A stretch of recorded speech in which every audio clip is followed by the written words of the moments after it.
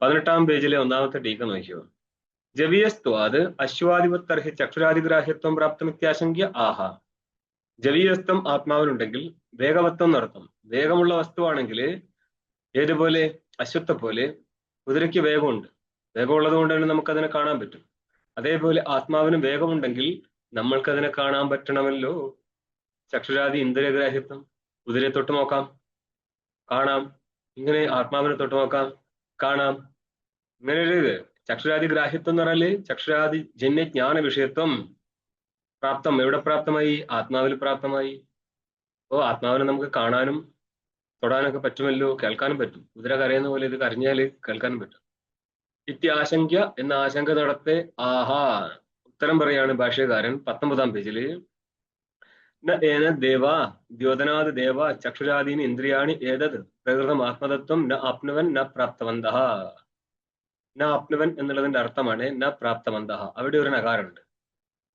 ന ഏനത് ഈ ആത്മതത്വത്തെ, ദേവാഹ ദേവതകൾക്ക് അർത്ഥമാണ് ഇന്ദ്രിയങ്ങളുടെ അർത്ഥം. കാരണം ദ്യുധാതുവിന്റെ അർത്ഥം തന്നെ പ്രകാശം എന്നർത്ഥമാണ്. അപ്പോൾ ദ്യോതനാദ് ദേവാഹ പ്രകാശിപ്പിക്കുന്നത് കൊണ്ട് ദേവന്മാർ എന്ന് പറയാം. ആര്? ഇന്ദ്രിയങ്ങളെ. അപ്പൊ ചക്ഷുരാദി ഇന്ദ്രിയാണി, ചക്ഷുരാദി ഇന്ദ്രിയങ്ങളെയാണ് നമ്മൾ ദേവതകൾ എന്ന് പറഞ്ഞത്. ദേവാഹ ദേവന്മാർ എന്ന് പറഞ്ഞത്. ഇങ്ങനെ ഇരിക്കുന്ന ഇന്ദ്രിയങ്ങൾ ഏതത് ഇതെന്താ? പ്രകൃതം ആത്മതത്വം. നമ്മൾ ഈ പ്രകരണ സംബന്ധിയായിട്ട് സംസാരിക്കുന്ന ഈ ആത്മതത്വത്തെ ന ആപ്നുവൻ എന്നതിന് വ്യാഖ്യാനമാണ് ന പ്രാപ്തവന്തഃ. അതിന് ടിപ്പണി പറഞ്ഞിട്ടുണ്ട്. ന വീക്ഷീകർത്തും ശക്നുവന്തി ഇതിയാവത്. ഇന്ദ്രിയങ്ങൾക്ക് ഈ ആത്മതത്വത്തെ വിഷയീകരിക്കാനുള്ള സാമർഥ്യമില്ല. എന്തുകൊണ്ടാ? തേഭ്യോ മനോജവീയോ മനോവ്യാപാര വ്യഹിതത്വാത്. തേഭ്യ, ഇപ്പൊ ടിപ്പണിയിൽ നോക്ക്, തേഭ്യ അത്ര ഹേതും വക്തുമാഹ തേഭ്യ. അതിന് അതായത് ഇന്ദ്രിയങ്ങൾക്ക് ഈ ആത്മതത്വത്തെ ഗ്രഹിക്കാൻ പറ്റത്തില്ല എന്നുള്ളതിന് കാരണം പറയാണ് തേഭ്യോ മനോജവീയ. ഇന്ദ്രിയങ്ങളെക്കാൾ വേഗമുള്ളതാണ് മനസ്സ്. ഇനി ബാക്കി നിങ്ങൾ കൂട്ടിച്ചേർക്കണം. മനസ്സിനെ കൊണ്ട് പോലും ആത്മാവിനെ അറിയാൻ പറ്റുന്നില്ല എങ്കിൽ, പറഞ്ഞല്ലേ, ഇതിന്റെ കഴിഞ്ഞ മുന്നത്തെ പേജിൽ പറഞ്ഞതാണ്, ഇതം മനസ്സോ ജവീയ മനസ്സോ അന്ധകരണസ്യ സങ്കല്പ വികല്പാത്മക ലക്ഷണസ്യ ഉപാധിര അനുവർത്തന ദേഹസ്യ മനസ്സോ. എന്നിട്ട് എന്ത് പറഞ്ഞു? തസ്മിൻ മനസ്സി അതത്രേ പറഞ്ഞുള്ളൂ അല്ലേ? മനസ്സോ ജവീയ.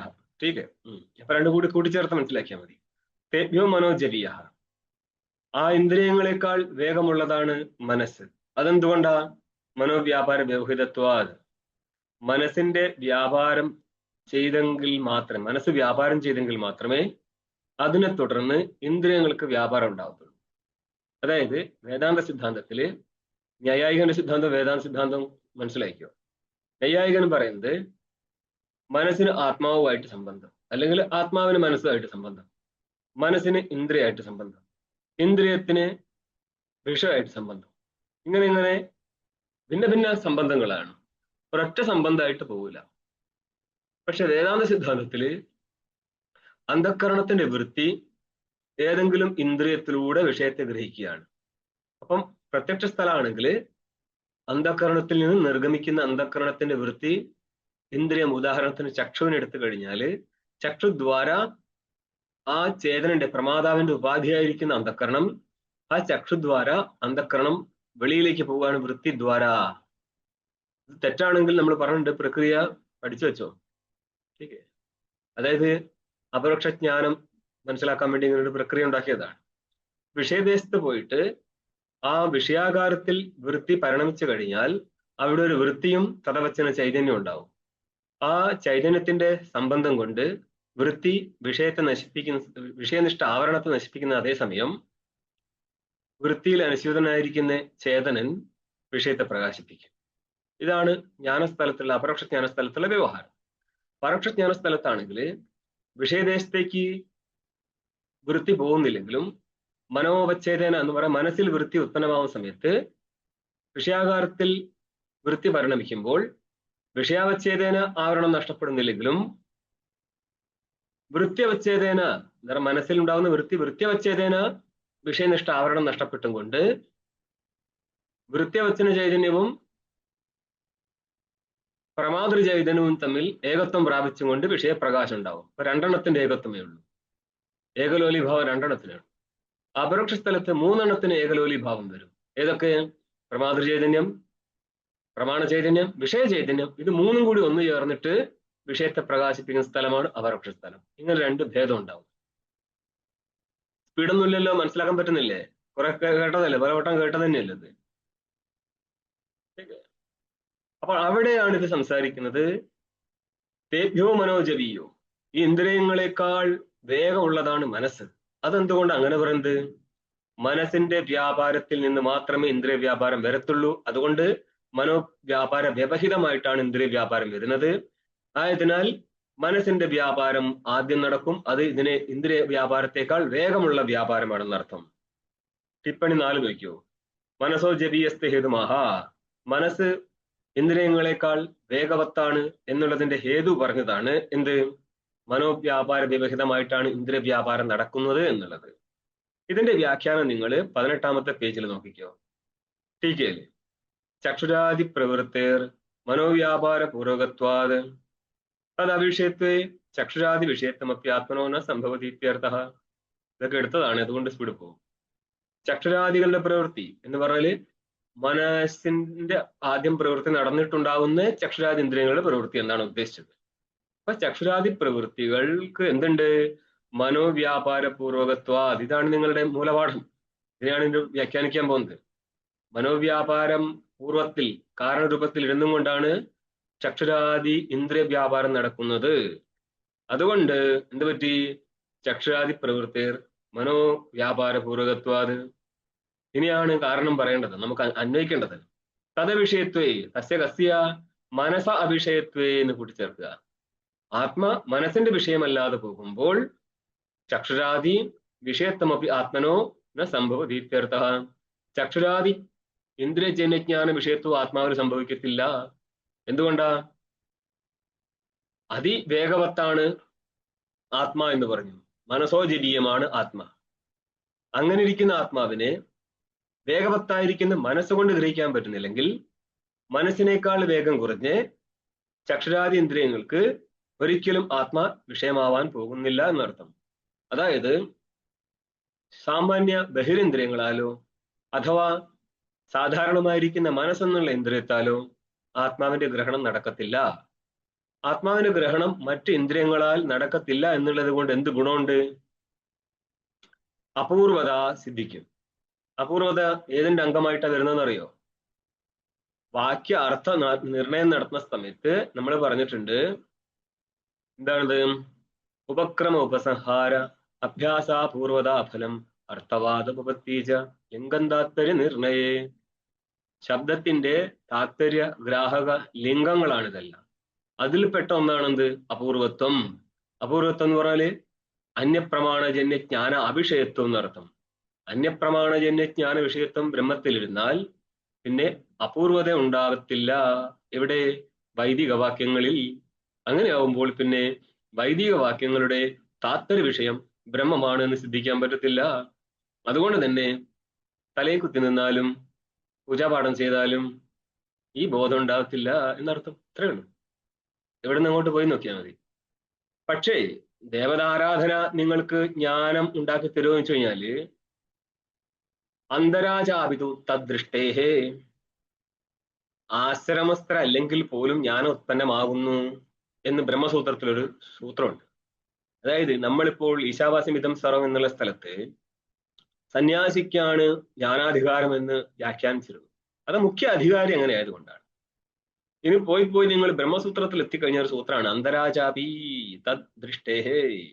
അതായത് ആശ്രമത്തിലല്ലാതിരുന്ന് വിധുരാദികൾക്ക് പോലും വിധുര ഗാർഗ്യാദികൾക്കും ജ്ഞാനം ഉണ്ടായതായിട്ട് ശ്രുതിയിലുള്ളത് കൊണ്ട് അതുകൊണ്ടാണ് ഇത് കണ്ടനം നടത്താൻ പറ്റാത്തത്. ചിലരെ ജാതിവാദവും ലിംഗവാദവും വരുന്ന സമയത്ത് സ്ത്രീകൾക്ക് വിദ്യയിൽ അധികാരമില്ല എന്ന് സമർത്ഥിക്കാൻ വേണ്ടിയിട്ട് എന്ത് പറയുന്നു ജാതിവാദികളും ലിംഗവാദികളും? സ്ത്രീക്ക് വിദ്യ നൽകണം എന്ന് എവിടെയും ശ്രുതി ഉണ്ടോ? ഇല്ലല്ലോ. അപ്പോ ഗാർഗിയുടെ സ്ഥിതി എന്ത് ചെയ്യും? അത് ആഖ്യാനമാണ്. ആഖ്യാനം എന്ന് പറഞ്ഞ പ്രശ്നം ഗാർഗീയ ആഖ്യാനത്തിന്റെ ആഖ്യാനം എന്ന് പറഞ്ഞ കഥാഭാഗം. കഥാഭാഗത്തിന്റെ വിഷയമായി കഴിഞ്ഞാൽ യാജ്ഞവൽക്യനും കഥാഭാഗത്തിന്റെ വിഷയമായി മാറും. ഇവിടെയുള്ള ദധ്യനാഥർവണനും കഥാഭാഗത്തിന്റെ വിഷയമായി മാറും. അപ്പോൾ മണ്ഡലത്തിന്റെ ദ്രഷ്ട ഋഷി നഷ്ടപ്പെട്ടു പോകും. അങ്ങോട്ട് പണി തിരിച്ചു കൊടുക്കാൻ പറ്റും. അപ്പൊ നിങ്ങൾക്ക് അങ്ങനെയൊന്നും ചാടിപ്പോകാൻ പറ്റത്തില്ല. മാത്രമല്ല ബ്രഹ്മസൂത്രത്തിൽ സൂത്രല്ലേ തദന്തര അന്തരാച, അന്തര എന്ന് പറഞ്ഞാല് ഇടയിലായി പോകുന്നതാണ്, ഒരു ആശ്രമത്തിലും പെടാതിരിക്കുമ്പോഴുള്ള സ്ഥിതിയാണ്. ടീക്കേ അനാശ്രമീന തിഷ്ടേത് ദ്വിജഹ ക്ഷണമപി എന്നൊക്കെ വാക്യം കാണാം നിങ്ങൾക്ക്. അനാശ്രമി ആവാൻ പാടില്ല. ഒന്നുകിൽ ബ്രഹ്മചാരി, അല്ലെങ്കിൽ ഗൃഹസ്ഥൻ, അല്ലെങ്കിൽ വാനപ്രസ്ഥൻ, അല്ലെങ്കിൽ സന്യാസി. ഏതെങ്കിലും ഒരു ആശ്രമത്തിൽ ഉണ്ടായിരിക്കണം, അനാശ്രയമായിട്ടിരിക്കാൻ പാടില്ല എന്നാ. പക്ഷേ സന്യാസം എടുക്കുന്ന സമയത്ത് പറയും അനാശ്രമീവ, ടീക്കേ നിരഗ്നികോവ അഗ്നികോവ, അത് ഏത് കാറ്റഗറിയിൽ പെട്ടതാണെങ്കിലും സന്യാസം എടുക്കാം എന്നൊരു വാക്യം വരുന്നുണ്ട്. ശ്രുതി തന്നെയാണ് അതിന്. അന്നപ്പോൾ നമ്മൾ ഇതെല്ലാം കൂടി കൂട്ടിച്ചേർത്ത് വേണം മനസ്സിലാക്കാൻ. അതായത് വിധിക്കനുസരിച്ച് ഒരാശ്രമത്തിലും ഇരിക്കാതിരിക്കാൻ പാടില്ലെങ്കിൽ പിന്നെ നിങ്ങൾ എങ്ങനെയാ സന്യാസം കൊടുക്കുന്ന സമയത്ത് ആശ്രമത്തിൽ ഇല്ലെങ്കിലും കൊള്ളാം ഒരു സന്യാസം എടുക്കാന്ന് പറയാനുള്ള കാരണം എന്താ എന്ന് പറഞ്ഞാൽ വിധി വേറെ വഴിക്ക് പോകും, ലോക വ്യവഹാരം വേറെ വഴിക്ക് പോകുന്നുണ്ട് തന്നെ ആ വാക്യത്തിൽ തന്നെ മനസ്സിലായില്ലേ? ടീക്കേ അത് മാത്രല്ല ഈ സൂത്രം കഴിഞ്ഞാൽ വേറെ ഒന്നുണ്ട്. വിശേഷ അനുഗ്രഹശ്ച എന്ന് പറയുന്ന ദേവതാദി അനുഗ്രഹങ്ങളും ജ്ഞാനോത്പത്തിക്ക് കാരണമാവുന്നുണ്ട്, ഇല്ലെന്നല്ല എന്ന് കരുതിയിട്ട് ഇവിടെ നിങ്ങൾ ഇനി സ്വന്തം അഭിപ്രായം വെക്കരുത്. ഏത് ദേവതാ അനുഗ്രഹമാണ് ജ്ഞാനത്തിന്റെ കാരണം എന്ന് അതിനർത്ഥമില്ല. ഈശ്വരാനുഗ്രഹം അതിനും സൂത്രം വേറെയുണ്ട്. ഈശ്വരാനുഗ്രഹത്താലും ടീക്കേ ജ്ഞാനോത്പന്നം അന്നേരം ചോദിക്കുന്നുണ്ട്, അങ്ങനെയാണ് പിന്നെ സന്യാസത്തിന ഈശ്വരാനുഗ്രഹം പോരെ ഉപാസനാദികൾ നടത്തിയിട്ട്? അന്നേരം പറയാം അല്ല, ഇത് ശ്രവണ മനനാദികൾ വേറെ തന്നെ അന്തരംഗ സാധനങ്ങളായിട്ട് പറഞ്ഞിട്ടുണ്ട്, അതുകൊണ്ട് അത് അനുഷ്ഠേയമാണെന്ന് പറയും. അവിടെ വിശേഷാനുഗ്രഹത്തെ എടുക്കുന്നുണ്ട്. ദേവതാനുഗ്രഹം, ഈശ്വരാനുഗ്രഹം എല്ലാ ജ്ഞാനത്തിന് കാരണമാണെങ്കിലും പ്രമാണം കൊണ്ട് മാത്രമേ ജ്ഞാനം ഉണ്ടാകത്തുള്ളൂ. ഈ സാധനം മനസ്സിലാക്കാൻ ശ്രമിക്കുക. പ്രമാണത്തിൽ നിന്നല്ലാതെ ടീക്കേ ദേവത സ്വപ്നത്തിൽ വന്ന് ചിലക്ക് അങ്ങനെയുണ്ട്. ചിലരുടെ ഗുരു ആരാന്ന് വെച്ചാൽ പറയാനുണ്ടാവില്ല. അവർ വരും സ്വപ്നത്തിൽ ഗുരു വന്ന് ദീക്ഷ കൊടുത്തു, പിന്നെ ആ ഗുരുക്കന്മാരെ മാറ്റുകയും ചെയ്യും. കാരണം ഈ കളിയും കളിച്ച് സന്യാസാശ്രമത്തിൽ വന്നാൽ പണി കിട്ടും. അറിയാം സംഭവം. നിങ്ങളെ നാട്ടുകാരോട് ഇങ്ങനെയൊക്കെ വിളിച്ചു പറയാ എനിക്ക് ഗുരു, അത് സ്വന്തം പറയത്തില്ലല്ലോ, ശിഷ്യന്മാരെ വെച്ച് പറയിപ്പിക്കത്തില്ലേ ഉള്ളൂ. ഇതിനൊരു ട്രൂപ്പ് വേറെ തന്നെ ഉണ്ടാവും. ടീക്കേ എന്നിട്ട് എന്ത് പറയും, അങ്ങേർക്ക് ചെറുപ്പത്തിലെ തന്നെ ഭയങ്കര ഇതായിരുന്നു. അങ്ങനെ ചിലർക്ക് മയിലിന്റെ രൂപത്തിൽ മയിൽ വന്നിട്ട് അനുഗ്രഹം കൊടുത്ത ആൾക്കാരുണ്ട്. ടീക്കേ അതെന്തിനാ പറയുന്നത്? അത് മുരുകന്റെ അനുഗ്രഹം കാണിക്കാൻ മുരുകനെ നേരിട്ട് സീനിൽ കൊണ്ടുവരില്ല, മുരുകന്റെ വാഹനത്തെ കൊണ്ടുവരും. ടീക്കേ ചിലപ്പോൾ സൈക്കിളിൽ ഏതെങ്കിലും പീലി വെച്ച് പോയതൊക്കെ ആയിരിക്കും സ്വപ്നത്തിൽ കണ്ടത്, അത് മുരുകനായിട്ട് തോന്നും. അങ്ങനെ പലതും ഉണ്ട്. അസുഖത്തിനാണോ തകരാറ്? അങ്ങനെ ഈ അസുഖം പിടിച്ചവന്മാർ കുറെ എണ്ണം ഉണ്ട് ഈ ഫീൽഡില്. അപ്പം ഇവരെ അനുജനന്മാരും കഥ ഉണ്ടാക്കുന്നതിന് ഒരു കൈ കണക്കുണ്ടാകത്തില്ല എന്നുള്ളതാണ്. ഒരാൾക്കുണ്ടായിരുന്നു നമ്മുടെ ഗുരുസ്ഥാനിയൻ, അങ്ങേർക്ക് ചിലപ്പോൾ ദേവത ദർശനം കൊടുക്കാൻ തുടങ്ങും. ടീക്കേ ചിലപ്പോൾ ഹനുമാൻ ദർശനം കൊടുക്കും, ചിലപ്പം ശ്രീകൃഷ്ണൻ ദർശനം കൊടുക്കും. അങ്ങനെ ഒരു ദിവസം പറഞ്ഞു എന്നോട്, അന്നാരായിരുന്നു ദർശനം കൊടുക്കാൻ ഇറങ്ങിയത്? നിത്യാനന്ദ ഭഗവാൻ. അങ്ങേര് ദർശനം കൊടുത്തു എന്ന് പറഞ്ഞു. അപ്പൊ ഞാൻ ചോദിച്ചല്ല, അങ്ങേര് ജ്ഞാനിയാണെന്ന് അംഗീകരിക്കുന്നില്ലേ? അതിനെന്താ? ഞാൻ പറഞ്ഞു ജ്ഞാനിക്ക് പിന്നെ എന്തിനാണ് ഇങ്ങോട്ട്, അതായത് ബ്രഹ്മസ്വരൂപനായി കഴിഞ്ഞാൽ പിന്നെ എവിടുന്നാണ് നിങ്ങൾക്ക് ദർശനം നൽകാൻ? അന്നപ്പോൾ ഇങ്ങനെ അടുത്ത മറുകണ്ട ചാടുക. പൂർവ്വത്തിലെ അങ്ങനെ സങ്കല്പിച്ച് വെച്ച് കഴിഞ്ഞാൽ ചെയ്യാൻ പറ്റും. നീ പഠിച്ചിട്ടില്ലേ സസ്യ പിതർഹ സമുപദിഷ്ടന്തേ എന്ന്? പിതാക്കൻ, അതായത് ഈ ഒരു വിഷയം ഞാൻ അവതരിപ്പിക്കാൻ കാരണം 2 ദിവസം മുന്നേ ഒരാൾ കൂടി ഇതിന്റെ പേരിൽ ശണ്ട കൂടി ഉണ്ടായിരുന്നു.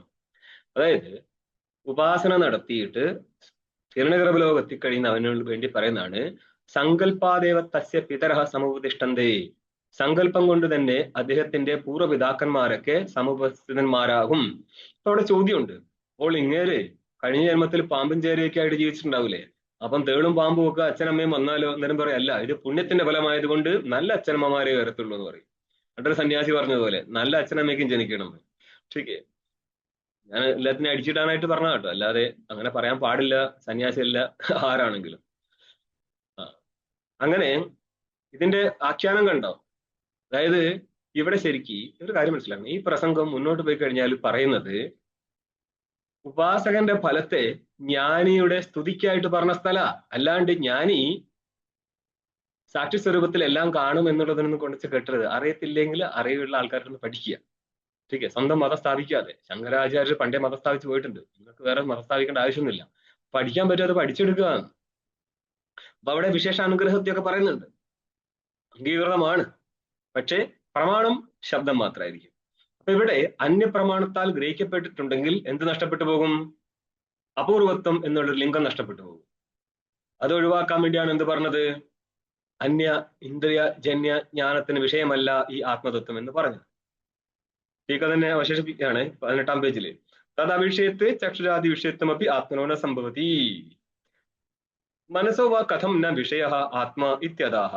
എന്തുകൊണ്ടാണ് മനസ്സിന്റെ വിഷയമാവാത്തത് ആത്മാ? ആത്മ മനസ്സിന്റെ വിഷയമാവുന്നുണ്ടോ? ചോദ്യം ഉന്നയിച്ചിട്ട് മുന്നോട്ട് പോവാ. ഇല്ല ഇല്ല. അങ്ങനെ മനസ്സേവാന ദ്രഷ്ടവ്യം എന്നുള്ള സ്ഥലത്ത് മനസ്സിന്റെ വിഷയമാവുന്നില്ല ആത്മാ. വൃത്തിവ്യാപ്തി ഫലവ്യാപ്തി. വൃത്തിയാലുള്ള വിഷയനിഷ്ഠ ആവരണത്തിന്റെ നാശമാണ് വൃത്തിവ്യാപ്തി. ആ വൃത്തി പ്രതിഫല ചൈതന്യത്തിലുള്ള വിഷയത്തിന്റെ പ്രകാശത്തെ ഫലവ്യാപ്തി. ഈ ചൈതന്യത്തിലുള്ളതല്ല, ചൈതന്യത്താലുള്ള തൃതീയാന്തം. വൃത്തിയിൽ പ്രതിഫലിച്ച ചൈതന്യമുണ്ട്, ആ ചൈതന്യത്താൽ സംഭവിക്കുന്നതാണ് വിഷയത്തിന്റെ പ്രകാശം. അതാണെന്ത്?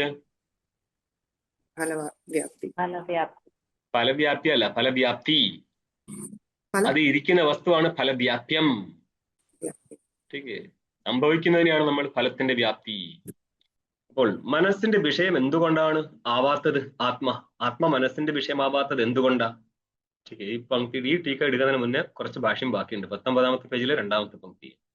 ആഭാസം മാത്രമപ്പി ആത്മനോ നൈവ ദേവാനാം വിഷയോ ഭവതി. ആത്മനോ ആഭാസ മാത്രമപ്പി. ദേവതകൾക്ക് ആത്മാവിന്റെ ചെറിയൊരു ആഭാസം പോലും വിഷയമാവുന്നില്ല എന്ന് പറഞ്ഞാൽ ഇവിടെ ശരിക്ക് ആത്മാവിന്റെ ചെറിയ ജ്ഞാനം വലിയ ജ്ഞാനം എന്നൊന്നും പറയാൻ പറ്റത്തില്ല. അതായത് മനസ്സുകൊണ്ട് ഒരു കണക്കിനും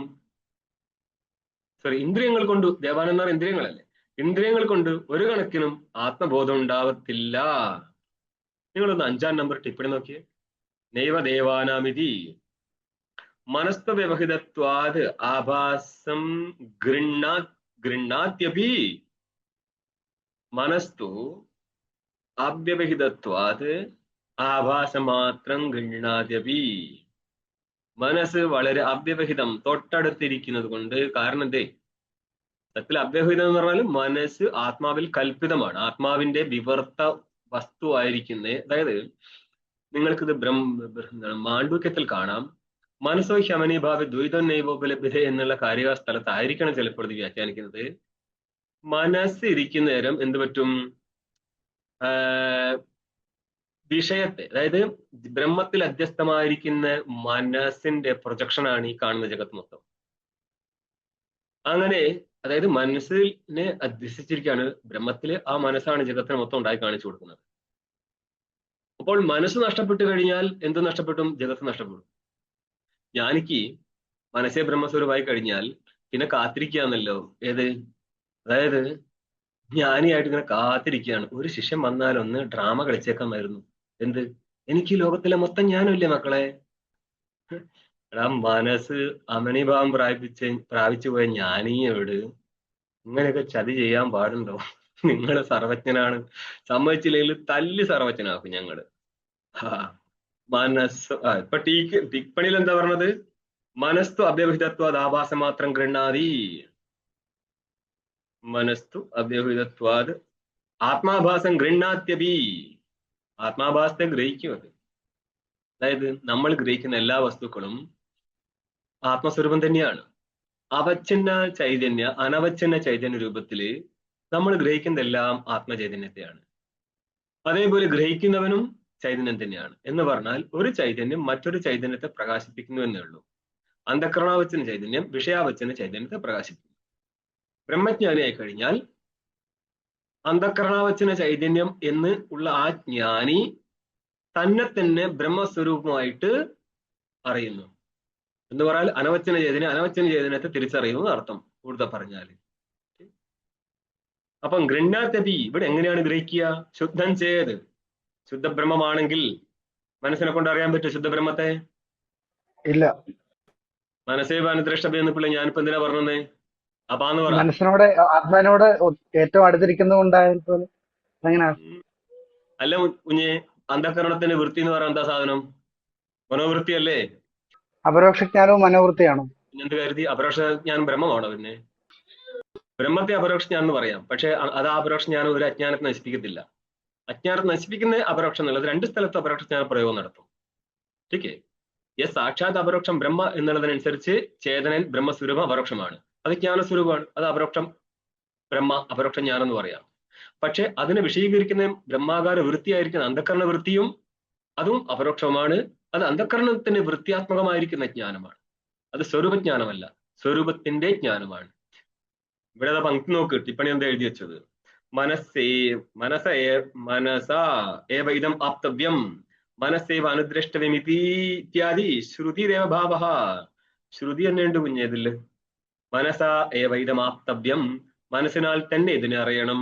മനസ്സേവ അനുദ്രഷ്ടവ്യം നേഹ നാനാസ്തി കിഞ്ചന. ഓക്കെ, ഇവിടെ ഒന്നുമില്ല എന്ന് മനസ്സിനാൽ തന്നെ അറിയണം.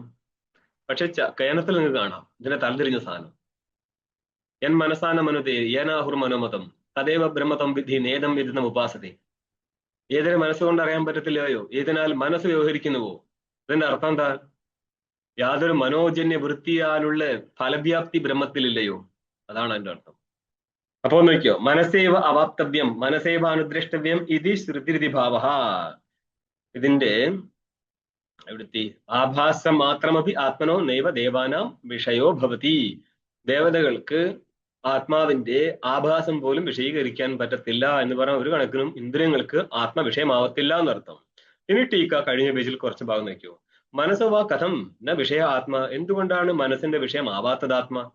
അതിന് ഉത്തരം പറയാണ് 19ാമത്തെ പേജില്. യസ്മാത് ജപനാത് മനസോപി പൂർവം അർഷദ് പൂർവമേവ ഗതം. യസ്മാത് എന്തുകൊണ്ടെന്നാൽ, ജപനാത് മനസോപി സാമാനാധികരണമാണ്. ഗമനമുള്ള മനസ്സിനേക്കാൾ, വേഗവത്തായിരിക്കുന്ന മനസ്സിനേക്കാൾ, പൂർവം അർത്ഥം ചെയ്യാ പൂർവമേവ എന്ന്, മുമ്പേ തന്നെ. അർഷദ് ഗതൗ ധാതുവാണ്. അർഷദ് എന്ന് പറഞ്ഞാല് ഗതം, വേഗവത്തായിരിക്കുന്ന മനസ്സിനേക്കാൾ മുമ്പേ തന്നെ പോയിരിക്കുന്നവനാണ് ആത്മാ. അതുകൊണ്ട് മനസ്സിന് പിടിക്കാൻ പറ്റത്തില്ല എന്നർത്ഥം. ചുരുക്കി പറഞ്ഞ അങ്ങനെ മനസ്സിലാക്കിയോ. ടിപ്പണി 8 നോക്കിയേ. പൂർവം ഗതത്വ ഹേതുമാഹ. ഇവിടെ ഇതുവരെ പറഞ്ഞത് മനസ്സിനേക്കാൾ പൂർവമേ ആത്മാ പോയി കഴിഞ്ഞു. അതിനുള്ള ഹേതുവിനെയാണ് ഇനി നമ്മൾ അവതരിപ്പിക്കുന്നത് ഭാഷ്യത്തില്. വ്യോമപത് വ്യാപിത്വ, അതായത് ആത്മാവിന് അങ്ങനത്തെ ഒരു ഗമനമൊന്നുമില്ലല്ലോ, ക്രിയയുള്ള വസ്തു അല്ലല്ലോ ആത്മാ. പിന്നെ എങ്ങനെയാണ് നിങ്ങൾ മനസ്സിനേക്കാൾ മുമ്പേ ഗമിച്ചവനാണ് ആത്മാ എന്ന് പറയുന്നത്? അതിന് കാരണം വിശദീകരിക്കുകയാണ്. വ്യോമം പോലെ ആകാശം പോലെ വ്യാപി ആയതുകൊണ്ട് അവൻ സർവഗതനായതിനാൽ മുമ്പേ പോയവൻ എന്നർത്ഥം. ഒന്നുകൂടി വിശദീകരിച്ചാൽ, നിങ്ങൾ ഏതേത് വസ്തുവിനെ വിശദീകരിക്കാൻ വേണ്ടി ചക്ഷുരാദി ഇന്ദ്രിയങ്ങളോ മനസ്സോ വിഷയദേശത്തേക്ക് പോകുന്നുവോ ആ ദേശത്ത് വ്യാപകനായിരിക്കുന്ന ആത്മാവ് മുമ്പേ ഇരിക്കുന്നത് കൊണ്ടാണ് തത്തത് വസ്തുക്കളുടെ പ്രകാശം അധിഷ്ഠാന ചൈതന്യമായിരിക്കുന്ന ആ വ്യാപക വസ്തുവിനാൽ സംഭവിച്ചത്. പ്രകാശകൻ മുമ്പേ പോയത് കൊണ്ടാണ് പിറകെ പോകുന്ന മനസ്സിന് ആ വിഷയം പ്രകാശിതമായത് എന്നുള്ളത് കൊണ്ട് ആത്മ സർവ്വവ്യാപകനാണ്. ആ സർവ്വവ്യാപകത്തെ ഉൾക്കൊണ്ടും കൊണ്ടാണ് പൂർവമേവ ഗതം എന്ന് പറഞ്ഞത്. സർവഗതനായിരിക്കുന്ന ആത്മാവാണെന്ന് കാണിക്കാൻ വേണ്ടി മാത്രം. സർവവ്യാപീച്ച തദാത്മതത്പണി 9. പൂർവാർദ്ധാർത്ഥം സംക്ഷിപൻ ഉത്തരാർദ്ധം അവതാരയതി. ശ്ലോകത്തിന്റെ പൂർവാർദ്ധത്തെ വ്യാഖ്യാനിച്ച ശേഷം ഉത്തരാർദ്ധത്തെ അവതരിപ്പിക്കുകയാണ് ഇനി ഭാഷ്യത്തില്. സർവവ്യാപി തദ ആത്മതത്വം. സർവവ്യാപി എന്ന് പറഞ്ഞ മനസ്സിലായോ? വ്യാപിച്ചിരിക്കുകയാണ്, സർവത്തെയും വ്യാപിച്ചിരിക്കുകയാണ്. അതായത് കാരണം എന്നുള്ളത് കാര്യത്തിൽ അനുസ്യൂതമായിട്ടിരിക്കുന്നത് കൊണ്ട് കാര്യത്തിൽ വ്യാപിച്ചും കൊണ്ടാണ് കാരണം ഇരിക്കുക. ഉദാഹരണത്തിന് മൃത്തിന്റെ കാര്യമായിരിക്കുന്ന ഘടം മൃത്തിനാൽ വ്യാപ്തമാണ്. ഇതേപോലെ ആരെവിടെ വ്യാപ്തമായിരിക്കും? മനസ്സിന്റെ കാര്യമായിരിക്കുന്ന ആത്മാ. മനസ്സിന്റെ കാര്യമായിരിക്കുന്ന ആത്മാ മനസ്സിനാൽ വ്യാപ്തമായിരിക്കും. മനസ്സിന്റെ കാര്യമായിരിക്കുന്ന ആത്മാ. നീ കേരളക്കാരൻ തന്നെയാണ് കേട്ടോ. അത്യാവശ്യത്തിന് ബോധവും വരുന്നുണ്ടെങ്കിലും മനസ്സിന്റെ കാര്യമായിരിക്കുന്ന ആത്മാ ശബ്ദപ്രയോഗം നടത്തോളൂ. ആത്മാവിന്റെ കാരണം എന്താ? കാരണമായത് ആത്മാവ് കാരണമാണ്. അതെല്ലായിടവും വ്യാപിച്ചിരിക്കുന്നത് കൊണ്ട് മനസ്സെത്തുന്നതിന് മുമ്പേ അത് കാണും. അതുകൊണ്ടാണ് വിഷയത്തിന് നമുക്ക് മനസ്സിന്റെ അങ്ങോട്ട് പോകേണ്ട ആവശ്യമില്ല. നമുക്ക് ചെറിയ ഭാഗം മാത്രം മതി, വ്യാപകത്വം മാത്രം കിട്ടിയാൽ മതി. ठीक പ്രകാശകത്വം ഒഴിവായിക്കളാം. വ്യാപകത്വം പറയേണ്ട സ്ഥലമാണ്. ഞാൻ ആദ്യമേ പറഞ്ഞു കാരണത്താൽ കാര്യം വ്യാപ്തമാണെന്ന്. ഇത് ബേസിക് എന്താന്ന് പറഞ്ഞാൽ തത് വിജ്ഞാനാർത്ഥം ഗുരുമേവ അഭിഗച്ഛ ശ്രോത്രം ബ്രഹ്മനിഷ്ഠം എന്നൊരു ശ്രുതിയുണ്ട്. അത് എനിക്ക് പഠിച്ചു നോക്കൂ. അത് പഠിച്ചാൽ ഞങ്ങൾക്ക് മനസ്സിലാവും, നിങ്ങൾക്ക് മനസ്സിലാവും ഇല്ലയോ എന്നുള്ളത്. ഇത് അറിയാനായിട്ട് ശ്രോത്രം നിഷ്ഠന്റെയും ഗുരുകുലത്തേക്ക് അങ്ങോട്ട് ചെല്ലാനാ പറഞ്ഞത്. ശരിയേ? മനസ്സിൽ നിന്ന് ബ്രഹ്മം ഉണ്ടാവും, ഇടയ്ക്ക് അവിദ്യയിൽ നിന്ന് ബ്രഹ്മം ഉണ്ടാവും, ഇടയ്ക്ക് അവിദ്യ കൊണ്ട് ബ്രഹ്മം നഷ്ടപ്പെട്ടു പോവും, പിന്നെ അവിദ്യ ബ്രഹ്മത്തെ ഉണ്ടാക്കി കാണിച്ചു തരും. ശ്രുതിയിലുണ്ട് ശബ്ദം ആ വസ്തുവിനെ ബോധിപ്പിക്കാതെ തിരിച്ചു തരും. അതാണ് നിങ്ങളൊക്കെ ബ്രഹ്മസ്വരൂപമാണെന്നുള്ളതിന് തെളിവ്. ഇത്രയേ ഉള്ളൂ സംഭവം. അതാണ് പറഞ്ഞാല്. ठीक है. യസ്മാത് ജവനാത് മനസ്സോവി പൂർവം അർഷത് പൂർവമേവ ഗതം വ്യോമവത്ത് വ്യാപിത്വാത്. ഒരു ടീക്ക നോക്കിയോ. യഥാ മനസ്തം പരിമാണം മനസ്സോന വിഷയോ. അതായത് നൈയായികന്മാർ പറയും അതിദൂരാ അതിസാമീപ്യാ, അതായത് പ്രത്യക്ഷമാവാതിരിക്കാനുള്ള കാരണമാണ്. വസ്തു ഇവിടെ ഉണ്ട്, ചക്ഷു ഇവിടെ ഉണ്ട്, പക്ഷെ അതിദൂരത്തിലായതുകൊണ്ട് ഗ്രഹിക്കാൻ പറ്റുന്നില്ല. അതേപോലെ തന്നെ അതിസമീപത്തായാലും ഗ്രഹിക്കാൻ പറ്റത്തില്ല. കണ്ണിൽ വീണ പൊടിയെ കണ്ണുകൊണ്ട് കാണാൻ പറ്റുമോ? സ്വന്തം കണ്ണുകൊണ്ട് കാണാൻ പറ്റുന്നില്ല. ठीक है. അതെന്തുകൊണ്ടാ? അതിസാമീപ്യ. കണ്ണിന്റെ എന്താ നിറം? ഒരു കറുപ്പും കുറച്ച് വെളുപ്പമായിട്ടുണ്ട്. അത് കണ്ണുകൊണ്ട് കാണാൻ പറ്റുമോ? എന്തെങ്കിലും മിററാൻ വേണ്ടി വരും കാണണമെങ്കിൽ, അല്ലാതെ നേരിട്ട് കാണാൻ പറ്റത്തില്ല. മനസ്സിലായോ? ഇതേപോലെ അതിസാമീപ്യമാണ് ഇതിന് കാരണം, അറിയാതിരിക്കാൻ. യഥാ അതേപോലെ മനസ്സിന്റെ പരിമാണം മനസ്സിന് വിഷയാവത്തില്ല. മനസ്സിന്റെ പരിമാണം എന്താ? പരിമാണം എന്ന് പറഞ്ഞാല് വലിപ്പം. മനസ്സിന് മധ്യമ പരിമാണം എന്ന് പറയും. മധ്യമ പരിമാണം എന്ന് പറയുന്ന അർത്ഥം പരമാണു സ്വരൂപമല്ല, വ്യാപക വസ്തുവല്ല. ഇത് എവിടെ നിന്ന് ഉണ്ടാവുന്നതാ? അപഞ്ചീകൃത പഞ്ചമഹാഭൂതങ്ങളുടെ സമഷ്ടി സാത്വികാംശത്തിന്റെ കാര്യമാണ് മനസ്സ്.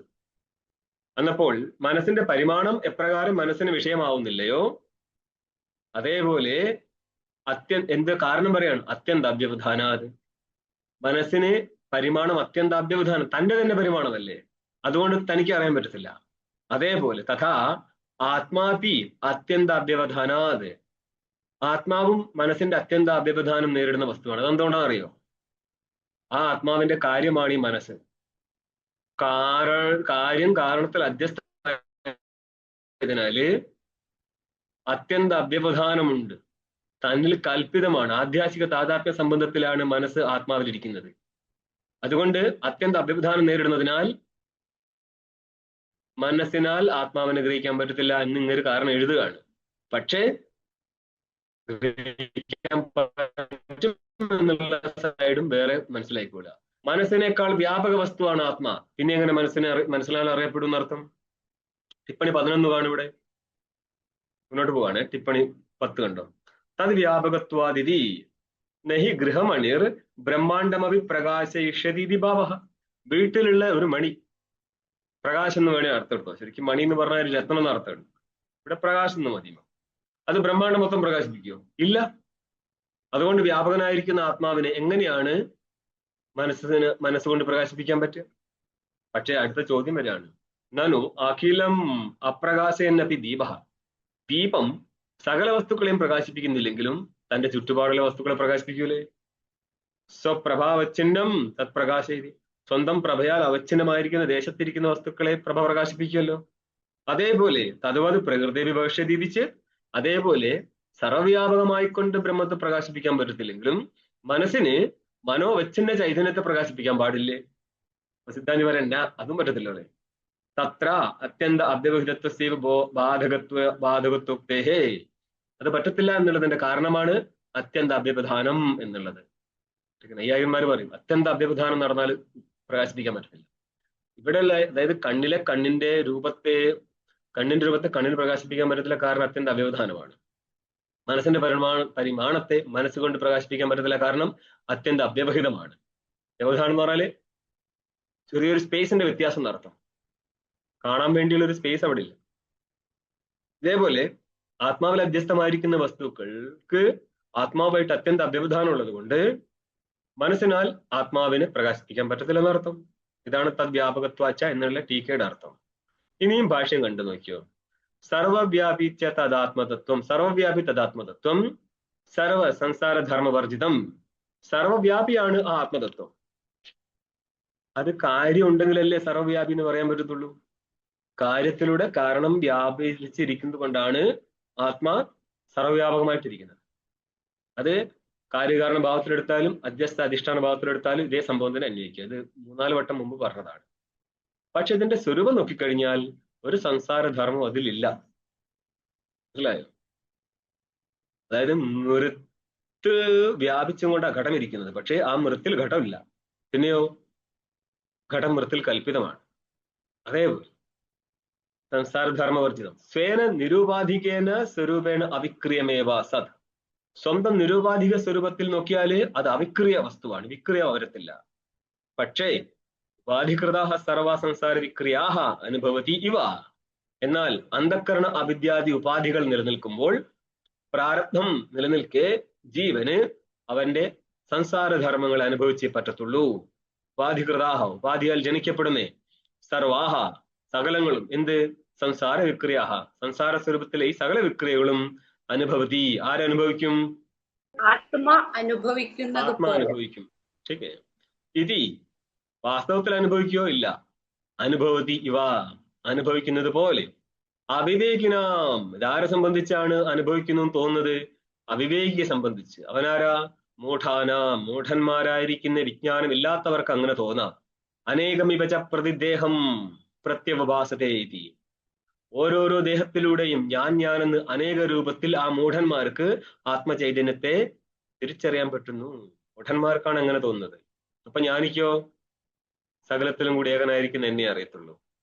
അപ്പൊ മൂഢന്മാരുടെ ജ്ഞാനമൊക്കെ സാക്ഷിഭാവത്തില് ജ്ഞാനിക്ക് കിട്ടുമോ? അത് ആ മൂഢത്വം ഇനി രണ്ടാമത് പറയാതിരിക്കുക എന്നേ പറയാൻ പറ്റുള്ളൂ. അതായത് സാക്ഷിയുടെ ഉപാധിയാണ് അവിദ്യ. ആ വിദ്യയാണ് അജ്ഞാനിക്ക് നഷ്ടം വരുന്നത്. പിന്നെ കൊണ്ട കൊടുക്കുവോ ഉപാധിയെ? വെച്ചോ ജ്ഞാനി ഒരു കടന്നിട്ട് നിങ്ങൾ ഒരു സാക്ഷിഭാവത്തിൽ കണ്ടു നിൽക്കപ്പാ, ठीक ഞങ്ങളെ അനുഗ്രഹിക്കും, ഞങ്ങൾക്ക് നിങ്ങളല്ലേ ഉള്ളൂ, നിങ്ങളുടെ കഥ അവദാനം നടത്തിയിട്ട് വേണ്ടേ എന്റെ ജീവിതം മുന്നേറ്റാൻ. ഇത്യേതദാഹ ഇതിനെ സംബന്ധിച്ച് ഇപ്പൊ പറഞ്ഞല്ല, സർവസംസാര വിക്രിയ എവിടെയുള്ളത്? വിക്രിയാരഹിതനായിരിക്കുന്ന ആത്മാവിലാണ് സകല വിക്രിയകളും വന്നു ചേരുന്നത്. ഇതിനെക്കുറിച്ച് സർവജ്ഞാത്മമുനി സംക്ഷേപ ശാരീരകം എന്നുള്ളൊരു ഗ്രന്ഥത്തിൽ എഴുതിയിട്ടുണ്ട്. ബഹുനിഗദ്യകിമത്ര വദാമ്യഹം. ബഹുനിഗദ്യകിം കൂടുതൽ പറഞ്ഞിട്ട് എന്താ? അത്ര അഹം വദാമി ഞാനിവിടെ ഇതിന്റെ രഹസ്യം പറഞ്ഞുതരാം. ശൃണുത സംഗ്രഹമദ്വയ ശാസനെ. അദ്വൈ ശാസനത്തിലെ സംഗ്രഹത്തെ കേട്ടോ. ൂയം ശൃണുത. സകല വാങ്മനസാധികതാചിതി. വാക്കിനും മനസ്സിനും ഗമിക്കാൻ പറ്റാത്ത, എന്താ പറയുക, വാക്കിനും മനസ്സിനും വിഷയമാവാത്ത പ്രത്യക് ചൈതന്യമായിരിക്കുന്ന ബ്രഹ്മസ്വരൂപം അവൻ തന്നെയാണ് സകല വാങ്മനസ വ്യവഹാര ഭാഗ്. സകല വാക്കിന്റെയും മനസ്സിന്റെയും വ്യവഹാരം ഭജിക്കുന്നത് അവൻ തന്നെയാണ്. 2 വിധത്തിൽ മാറ്റിയാൽ മതി. ഒന്ന് ജ്ഞാന വിഷയത്വം, രണ്ടാമത്തെ ശബ്ദ വിഷയത്വം. ഇതിനെ നിഷേധിക്കുന്നുണ്ട്, ഞങ്ങൾ ഗ്രഹിക്കുന്നുണ്ട്. അപ്പൊ രണ്ടും കൂടി കൂട്ടിയെടുത്താണ് സംസാരിച്ചതാണ്. നിങ്ങൾക്ക് ജ്ഞാന വിഷയത്വം എവിടെയാ വേണ്ടത്? ബ്രഹ്മത്തിൽ. ശബ്ദ വിഷയത്വം അതും ബ്രഹ്മത്തിൽ. എവിടെ? ശബ്ദ വിഷയത്വം ജ്ഞാന വിഷയത്വം ഏതൊരു ബ്രഹ്മത്തിൽ ഇല്ലയോ നിരുപാധിക രൂപത്തിൽ, അവനിൽ തന്നെയാണ് സ്വാഭാവിക ഭാവത്തിൽ ജ്ഞാന വിഷയത്വവും ശബ്ദ വിഷയത്വവും പറയേണ്ടത്. ഏതദാഹ ഇതിനെക്കുറിച്ചാണ് എന്ത് പറയുന്നത്? നിങ്ങൾ ഇനി മന്ത്രം കണ്ടോ? ഇതാണ് മന്ത്രത്തിന്റെ 2ാം ഭാഗം.